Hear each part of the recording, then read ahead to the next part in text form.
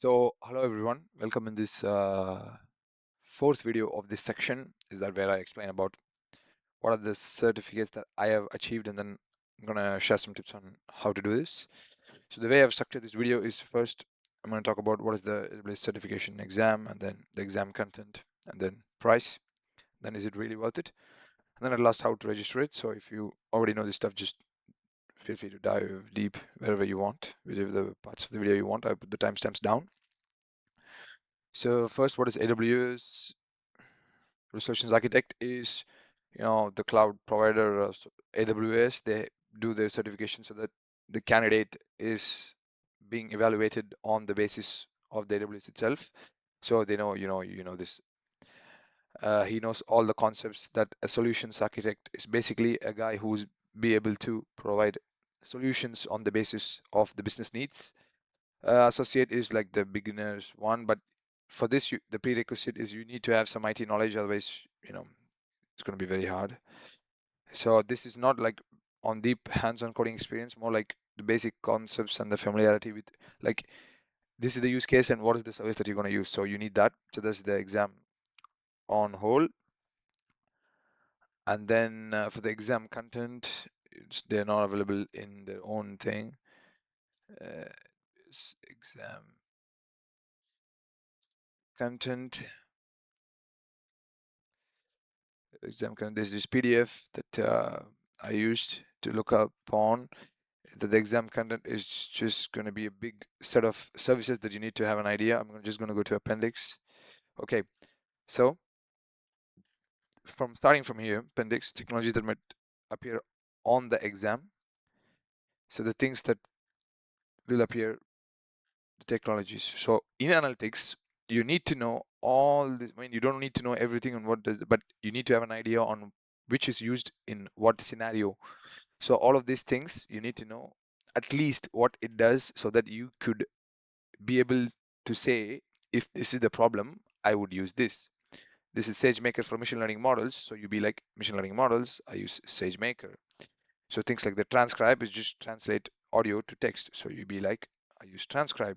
CloudFormation is like Terraform to write code to manage your infrastructure in cloud. So you need to know each what it does. So you don't have to know how it does, but more like you need to know how it does. That's most likely the content.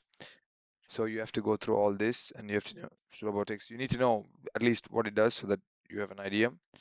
So how I did it is I used Udemy course, Udemy AWS Solutions Architect Associate. Someone called us Stephen Merrick.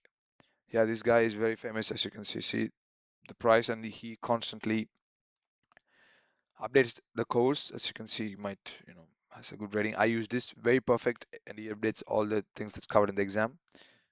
So yeah, so that, and the next thing I said is basically the price. For the price, we have to go here. The price is like basically 150 USD, 150 bucks. Additional cost, maybe with the tax, there might be some, some extra thing. Okay, federal associate. Okay, so 150, just depends on the country. Yeah, so basically this is the price, 150 associate for this certification. Is it worth it?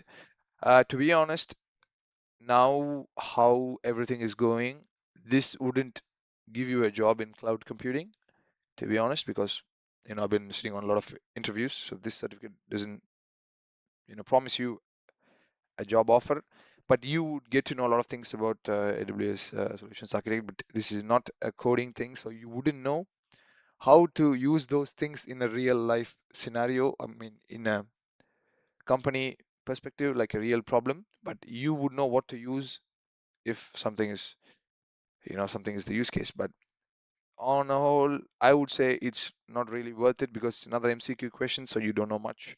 You just have to click, and it says 65 questions. But the thing how it is like 50 questions is noted, like 50 questions they see if it's correct. The other 15 is just for to see how you respond. So the 15 question is gonna be, there won't be any marks for it. So how to register is basically simple. You come to the website and then schedule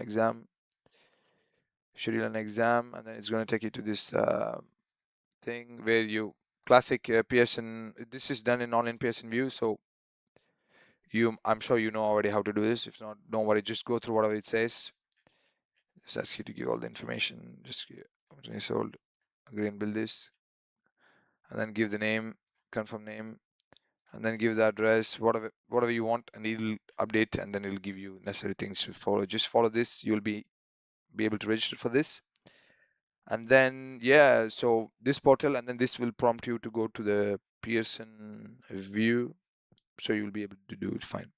So on summary, I want to say that this exam's price is 150 bucks, and then the question 665. Like I said, 50 is graded, and 50 is scored, and the other 15 is not scored. The duration is 130 minutes, so you have enough time to do all this. Sometimes the question is like multiple choice question, and then multiple response question, so it's like you have to choose multiple answers from the question. And then the passing score, they say, is 720 out of 1000, but I don't know how they scored, but they just tell you if you're passed or not, so you don't have to worry about that. And the validity is 3 years, so the day you did it, from the day you score is announced, from that day to 3 years, it's valid. And then the proctoring is like Pearson View online, there's an app that you download and then you do it. So I hope this was helpful. So see you in the next video. That is the last video about Kubernetes. See you there.